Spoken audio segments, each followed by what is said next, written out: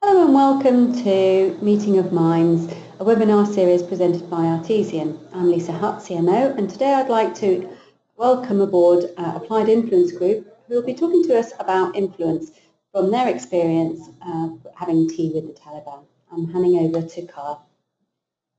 Thank you very much, Lisa. Hi, everybody. I'm Kyle, one of 5 co-founders of Applied Influence Group, a team of elite influence practitioners that gained and developed our expertise on high-pressure and relentless specialist military intelligence operations throughout the world. We're required to influence the decisions of the most tenacious and fixed mindsets, individuals such as Taliban commanders, some of which were incredibly indoctrinated and ideologically motivated, military leaders, lawyers, and politicians, also quite rigid in the mindsets. What we do now is take that expertise and experience to businesses to build elite influence capability, helping those businesses to become more successful and improve their performance and, importantly, profitability. So, to introduce ourselves, when the slide comes along. Fantastic. Okay, so the picture you can see on the screen there is Emma Dutton MBA. She's a managing director within Applied Influence Group. She initially joined the RAF as an engineering officer, but then transitioned towards the influence capability within specialist intelligence operations, deploying to Afghanistan over 4 times. Her role in the capability of our team was fairly senior. The capability, being what it was very niche and politically charged with a microscope over it, going directly up to the cabinet.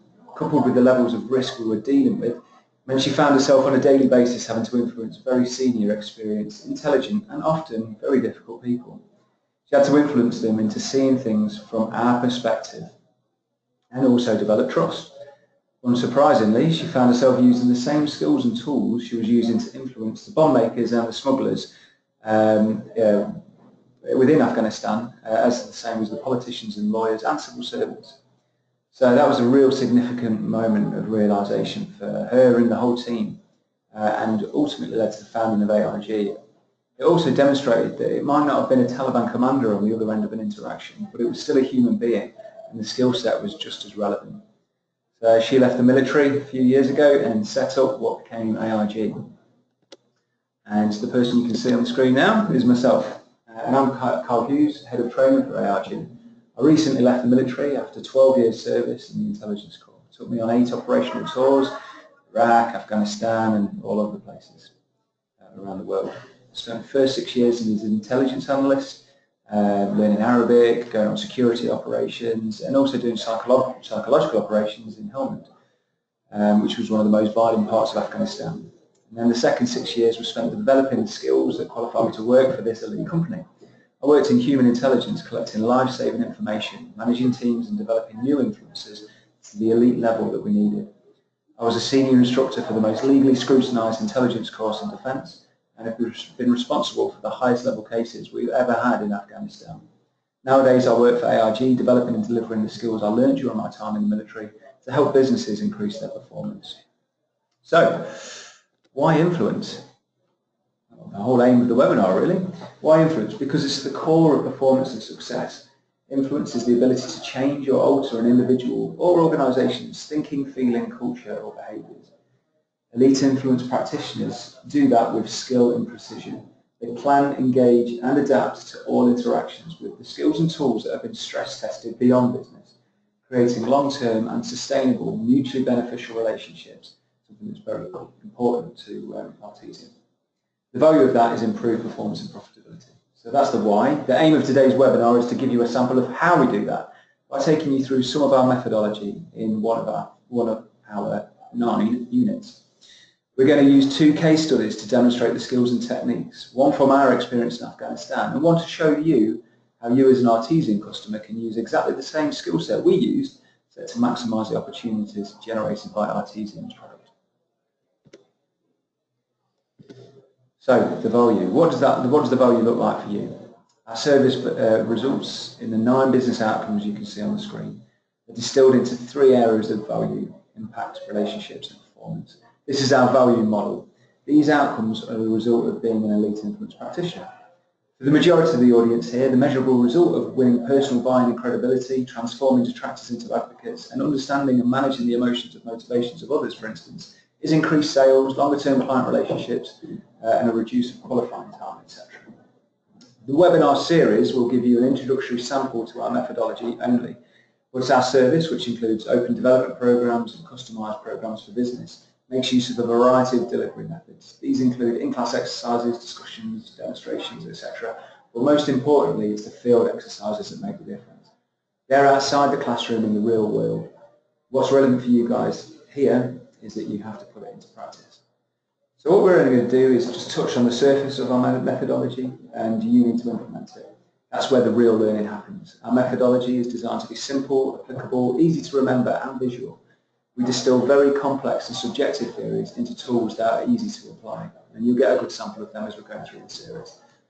Before we go into the operational case study, I'll give you a little bit more context on the situations we faced. A typical scenario was influencing a heavily indoctrinated young IED, or bomb maker, effectively, Taliban fighter or smuggler. Some of them had spent their entire lives in Taliban madrasas. They were certainly not willing to tell us the life-saving information we wanted to know straight away. We had to influence their perspective, change their view of the world and of us in order to collect what we needed. It required significant trust building, and they viewed us as the enemy. Their own circumstances might have meant that their emotional state was high, and we had to overcome that a lot. We obviously had to exercise caution over facts, so all details are changed. However, the way in which we've influenced is all from real experiences. So, start it off with a nice little video.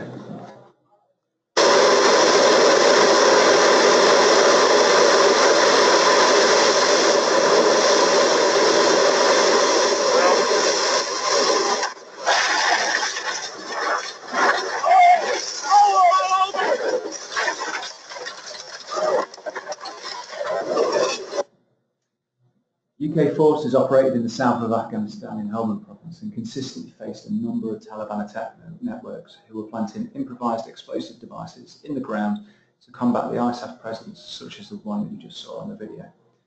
Civilian deaths grew year on year from Taliban attacks, as did coalition troops' deaths, which reached a peak in 2011, when over 3,000 civilians were killed by insurgent attacks and almost 600 coalition troops died on operations. So IEDs, such as the one you saw in the video, were destroying communities in Afghanistan, killing many civilians and soldiers. And therefore it was our mission to neutralise that threat from the Taliban, and as specialist intelligence operators, we needed to gain targetable information on the Taliban networks responsible for carrying out these attacks and the multitude of other attacks across Afghanistan. The Taliban fighting cells relied on smuggling networks to supply them with weapons, explosives, components, etc. One way for us to neutralise their offensive capability was to target their smuggling networks. So in the summer of 2011, I was tasked with collecting information from an individual called Ahmed Rahman, who we knew to be a key commander of a key smuggling network that supplied explosives to Taliban IED commanders. As you can imagine, Ahmed was not willing to tell us that life-saving information. We wanted to know right away. What we had to do was establish a plan to change his mindset and influence his perspective and motivations before we could expect to collect reliable information from him that could be used to help prevent the IED attacks that you just saw. That's setting the scene for how we use the methodology we're about to take you through. Okay, so now let's set the scene for you, how you might use the same tools and techniques in your world to overcome some of the challenges you face. So, Lucy is an enterprise business-to-business account manager for a financial services corporate. She manages 12 accounts for banks, insurance companies and investment firms. Additionally, her job is to develop new business to add to her client list. However, this is an area that she struggles with, because building initial trust quickly from a cold start with no pre-existing relationships with people that don't want to engage with you is rather difficult. Lucy also struggles to win personal buy-in without the power of the brand behind her. An improvement in this area would drastically improve her sales performance and increase the length of her client relationships. It would also give her a reduced qualifying time of each lead. So Lucy uses Artisan's search engine to identify information about sales triggers like growth stories, management changes, investment news and quarterly results in order to find potential new clients. One morning she gets information that a bank, a non-existing client, is opening 4 new branches and sees a guy called Tom Clark. He is responsible for them. ARG Services guides Lucy through her interactions with Tom and arms her with various tools and techniques. This allows her to rapidly build trust with Tom, win personal buying and credibility, and create a mutually long-term relationship.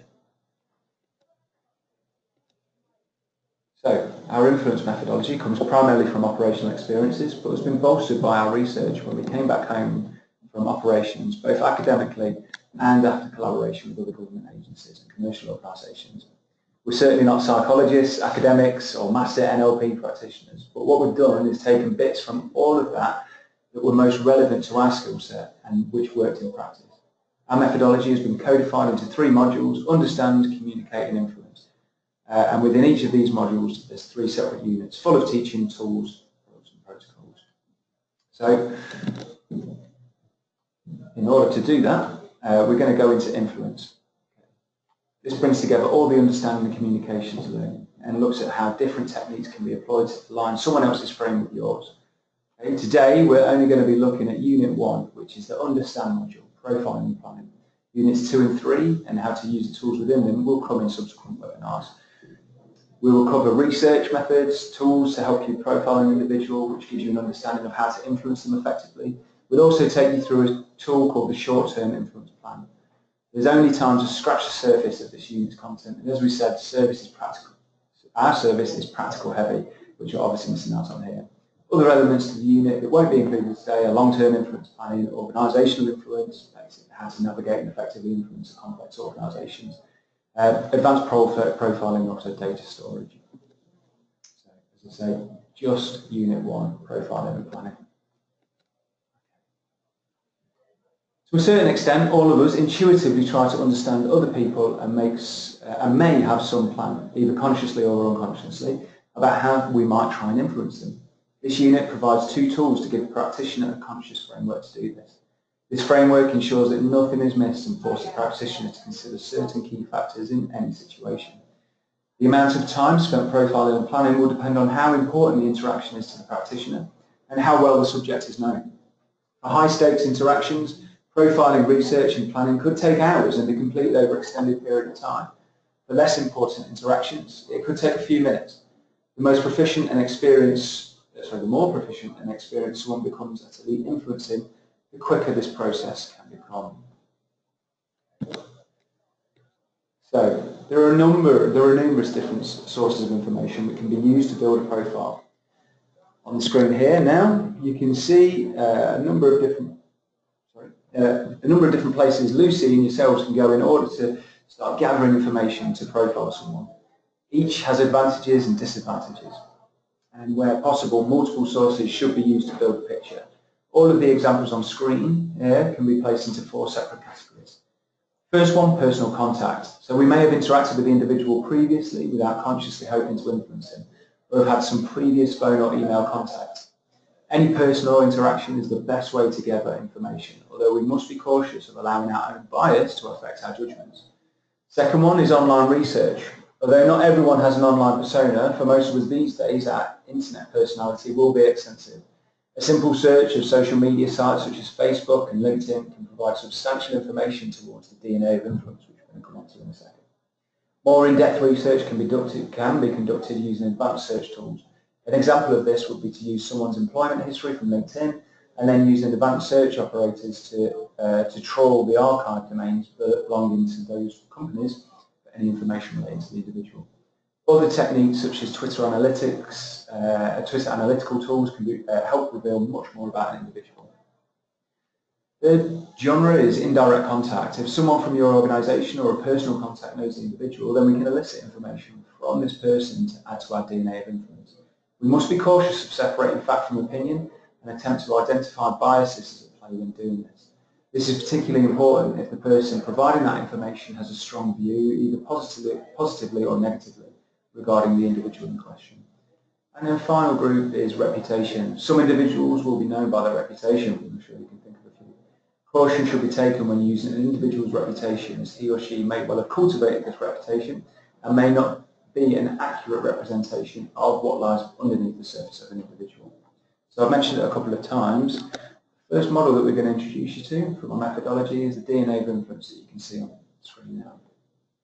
So once you've sifted through websites, social media and personal notes, in our experience we found it necessary to collate all that information into a logical format, as this would assist us in putting our plan together. Although this tool provides a framework for capturing information on the subject for specific sectors and circumstances, the tool may need to be adapted. Every profile should be built over time. Each interaction between the practitioner and the subject will lead to further information being revealed and a more informed assessment being made. Initially, the profile may be very sparse, with only limited definite information and some educated assessment. However, over a period of time, this can grow into a substantial document. Not all of the information that is entered into the profiling tool needs to be established fact. Reasoned assessment has its place and will often be necessary in some areas, and it's important to distinguish in the profile what information is assessed rather than fact. The DNA of Influence model provides a framework for understanding the unique set of factors which can affect an individual. Some of the elements which go into the DNA of Influence will develop during upbringing and will remain fairly constant. Other elements will constantly change as we grow up, travel, get a new job, or discover a new pastime. And the model is broken into 6 distinct categories that you can see on the screen. Number 1, type. There are many different ways in which we can describe the type of personality someone is. Physical characteristics, regional and national variations. Although highly subjective, personality adjectives can be useful in understanding people too. They can be either brave, courteous, or negative, such as deceitful, fussy and gullible. Class and social status can also be highly divisive topics, but can also be a useful tool to help understanding an individual. Class and social status can be highly influential in affecting many of our decisions from what we purchase to who we socialise with. Okay, second one, attitudes and beliefs. What we think about certain topics and what we believe can have a significant effect on what influences us. Some attitudes and beliefs may be overt and clearly on display. Other attitudes and beliefs may be heavily masked and could take a long time to establish. It can be hidden in attitudes and beliefs which can be the most powerful contributors to an effective influence strategy. Attitudes and beliefs do not necessarily need to resolve around large topics such as religion or politics for them to be powerful. An individual's belief that a certain football team is the best in the country can be equally as important when seeking to influence that individual, other than their beliefs on religion or politics. Third one there is interests. So an individuals like talking about what they're interested in, and therefore an understanding of an individual's interests can be useful when seeking to build rapport. An individual's interests will often be displayed on social media, where other areas of DNA of influence may not. And this could be a good way to start beginning to build a profile of an individual with whom there has been no previous contact. Likes and dislikes. Likes and dislikes can span a huge range of things, can be personal, and are often not linked to other areas on the DNA of influence. Food, colours, specific places, and personal habits are just some of the areas that people can have a strong like or dislike over. Some people can take an instant dislike to someone who chews loudly, while a large percentage of the population will not even notice. Individuals with little else in common might find that their mutual approval over a local coffee shop forms a bond between them. Number 5, relationships and networks. The proverb states it's not what you know, it's who you know. And in influence, existing networks and relationships can be very, very powerful. However, this can work in both directions. If an individual you are trying to influence has already formed a negative opinion on someone within your organisation or a mutual acquaintance, this negative reflection can be transferred on you. Leveraging existing positive relationships, on the other hand, can provide a big head start when attempting to influence an individual. Both formal networks, such as an organisational hierarchy, and informal networks, such as former school friends, should be considered. Informal networks can also exist within an organisation as factions, friendships and power struggles affect informal groupings. And when we talk about organisational influence, this is something that needs to take into consideration. And the final part of the DNA of influence is drivers and motivations.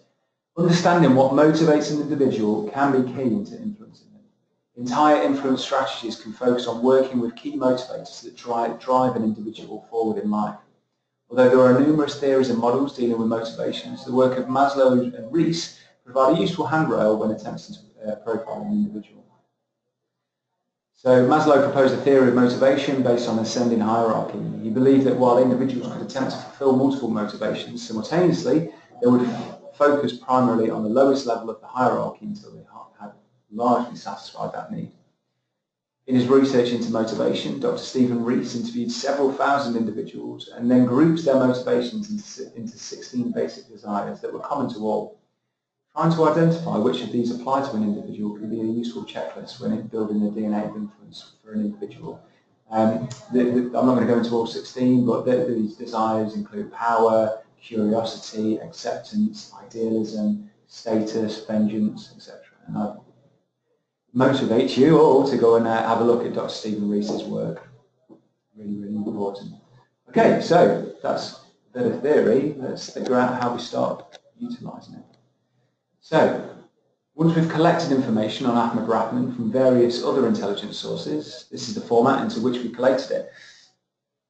In order to prepare our influence plan, we identified the following for his DNA of influence. So Ahmed Rahman, the person that we were interacting with, links to the Taliban, his personality type, was mid to late 20s male from a poor background. He was Sunni Muslim, but also from the Baloch tribe.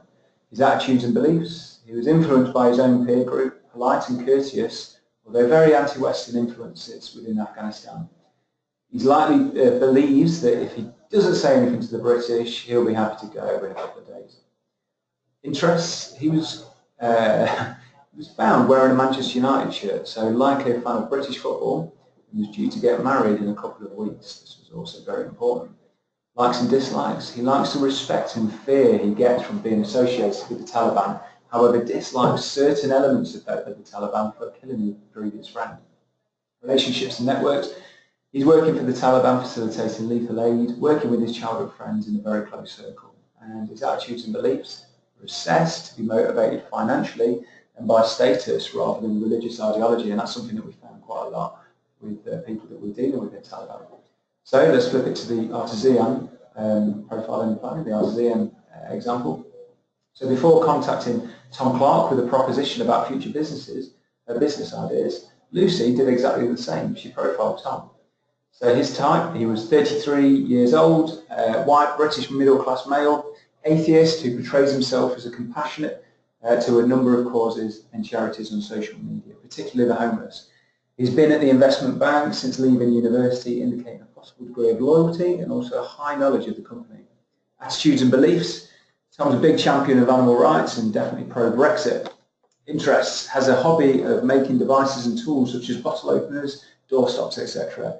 He's interested in middle distance running and adventure runs. Studied history at Nottingham University and is studying a part-time course at his local college. Likes and dislikes, he supports Arsenal and is fairly brash about his dislike for Tottenham Chelsea on social media. Relationships and networks, he's an employee of the investment bank for 12 years and they share 3 mutual contacts with Lucy on LinkedIn. Attitudes and beliefs were hard to gauge, but according to his social media, he seems to be motivated by social justice and has a thirst for education, particularly in psychology. Okay. So, we've got the DNA of influence, we've got all the information, and once you've started collecting that and you've collected it all up, what we start to do is feed that into the short-term influence planning tool. Consciously planning an interaction is the singularly most important thing which can improve an individual's natural ability to influence another. People can have poor interpersonal communications skills or low emotional intelligence, but with good planning can still have successful influence interactions. The short-term influence plan, which you can see on screen, is a generic tool designed to provide a framework for all interactions. For the initial interaction you have with the subject, the purpose of the short-term I-plan is to clearly lay down what you've discovered during your profiling and how you plan to incorporate that into a plan to achieve your aim. For subsequent interactions, it lays down what else you've learned and how to plan during that specific interaction. So let's have a little look at the different sections and what each heading requires. Okay, so you see on screen, aim. The aim for a specific interaction can be significantly different to the longer-term aim that you have with that subject. For example, the long-term aim might be to win a substantial new contract for your company. In the first interaction, the short-term aim might just be to leave the subject with a positive attitude towards you as an individual, to win a bit of buy-in and establish your credibility. Think about what the individual is thinking now and how that needs to change. Also, think about what tactics you're going to use with that person and what they're most susceptible to. This is covered in more depth in Units 7 and 8 when we take a look at societal pressures and internal levers. Moving down into the box of assessment, in this section you should consolidate the key themes that you've learned during your profiling. As you continue to interact with the subject, this assessment will change as key themes and issues, both positive and negative, begin to emerge. Moving a little bit further down, engage. These are key areas which you wish to bring up if given the opportunity during the interaction. These can include rapport building topics as well as the key business related concepts that you wish to include in the meeting. Not all areas have to be covered, and in some interactions only a small percentage of the topics you've included may be covered. Writing these areas down, both positive and negative, can be extremely useful if the interaction becomes pressured, as it can lower the cognitive load that you are facing. Adapt. In this section we record our thoughts on how we're going to approach the conversation to direct it to where we want it to be. If the purpose of the meeting isn't already clear to the subject, this is where we record what pretext we will use to move the conversation to an area we wish to discuss. It may be appropriate to be direct here, but in many situations we may wish to approach the key topic from a variety of different directions. If you're using emotional levers and motivation or societal pressures, then we should record what we will use here. There may be opportunities to adapt the environment we are using for the interaction to our success. An example of this might be to carry out the interaction in a busy public environment if we feel there is the potential for conflict within the meeting, as many individuals are less likely to become confrontational in the public. And then final box down there is potential outcomes. This section should consider what could occur during this interaction. If we consider where the interaction could go wrong, we can plan how we might deal with this situation if it occurs. Conversely, we should also consider how we will react if the situation goes much better than expected. For example, if we've only planned an initial meeting with a potential future employer to get to know her, what will we do if she makes us a specific offer? Okay, so how do we start using this with Ahmed? Bringing the webinar back to the operational case study, we took the DNA of influence that we mentioned earlier on, that we compiled on Ahmed, and used it to construct the plan for our first meeting with him. Our aim for the first session was twofold.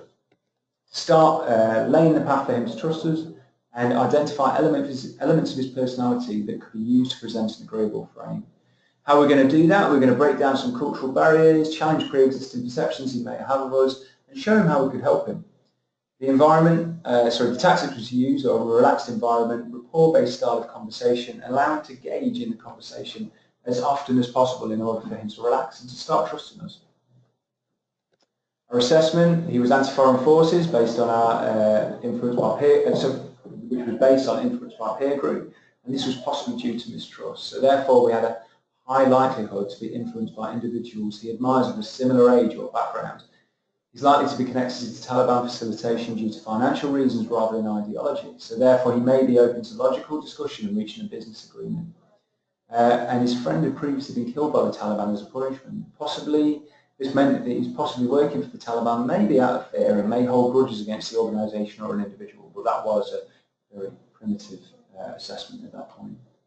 So the way in which we decided to engage with him was using an operator of a similar age and profile. We used many Afghan courtesies, such as using green tea and traditional Helmandi greetings. We shared stories of events in our childhood and formative years that would have resonated with him. We gave him the impression that we had plenty of time to talk to him in order for him to question his preconceived ideas about how long he might be with us. And we also avoided anything approaching his friend being killed by the Taliban, as he was likely to see through this at this stage. Once we go into the other units, the reasons for using these tactics will become clearer. So, adapt. The interaction we're going to use would be in a comfortable Afghan Shura style environment. We'd use green tea. With low emotional load in order to put him at ease with a rapport-based question strategy. We'd also want to create an environment where he's comfortable to start talking openly about non-contentious subjects. And this is all to do with start gathering information to feed again back into that DNA of influence. It's not just a finished document once you've done it, always adding to it. And so the potential outcomes and solutions for them happening. Ahmed is completely willing to answer all questions. So what we do there is have a debrief plan ready, which includes all information requirements. However, as you can see on the screen, that was very unlikely at that point. Ahmed refuses to engage with us. Again, unlikely, but if that was the case, we'd work on getting him to accept a cup of tea in the first place, then attain basic biographical information. Possible outcome was that Ahmed engages on subjects that we wanted to discuss, but false information is deliberately provided. What we do there, we'd allow him to engage, collect information, and then verify with intelligence sources. But the most likely outcome of this interaction was that Ahmed would be happy to engage, but certainly wouldn't engage on anything contentious. What our plan was there would be to continue to collect information on the topics he's happy to discuss and use elicitation and influence techniques to understand his susceptibilities, building them into our influence plan. So let's move it back onto the business case study with Lucy. So her aim was to introduce Tom to the company's services and win personal buy-in and credibility. She also wanted to identify elements of Tom's personality that could be utilised excuse me, to assist in developing long-term mutually beneficial relationship. She wanted to move him from not caring about Lucy and the company to showing an interest in their services. And this was to be done in a two-phase plan. A handwritten letter to introduce Lucy, which showed a personal touch, and then follow this up by a phone call to discuss mutually beneficial future collaboration. This was based on an assessment, because his Facebook page showed Tom was interested in handmade products and the personal touch, so therefore the handwritten letter was to introduce, and this may assist in achieving outcome one of the aim. Twitter showed that he believed very strongly that enough support wasn't given to the homeless by the government. So this included references to the charity work, so the letter was including references to the charity work that Lucy's company do to change the public's perception of homeless, and again that helps achieve outcome one. And due to his role in the project, Tom is likely to be engaged by a number of similar account holders attempting to offer similar services. So therefore, the product and pitch to him must be designed in such a way that he likes Lucy more than anyone else trying to attempt to do it, attempt to proposition him. With the engage, Lucy's plan to engage Tom was send a handwritten letter which informs him of Lucy's intention to call and discuss future collaboration later that week. The letter includes information about Lucy, which was going to be used to start developing a relationship. The letter subtly provides case studies of where the company has assisted individuals in similar roles to Tom, and during the phone call, add two more elements to present an agreeable frame. So Lucy and Tom both studied the same course at university and have both done the Tough Mudder event. All information was clean from his DNA of influence. But however, subject to avoid was any political discussions on Brexit, as their both views were diametrically opposed. So again, that was just a little area to avoid when they were engaging in the conversation. So we're going to use a handwritten letter in order to set up a later phone call, use basic desires identified in his profiling. We're going to use social proof to display where the company can be of value to him, and also arrange a phone call to be on Friday morning at 11:30 when Tom's workload is usually less, and that's an assessment taken from the analytical tools of his Twitter use. And then finally, potential outcomes. Potential outcome, Tom does not read the letter, so Lucy's action was to call at 11:30 on Friday and reference the letter anyway. If Tom doesn't take the call, what she do is email Tom with a similarly worded message first thing on Monday morning to ensure the message is at the top of his inbox, asking to call at another time. Tom takes the call but claims his budget's extremely tight, so what she would do there is to ask to take him out for coffee to start achieving both the outcomes outlined in the aim. But then a possible outcome is Tom's extremely keen on collaboration, so begin a detailed discussions as to where the company can assist in this expansion project. So that sets up the short-term influence plan. This is all influence preparation that we would do and all of our delegates do prior to interacting with an individual.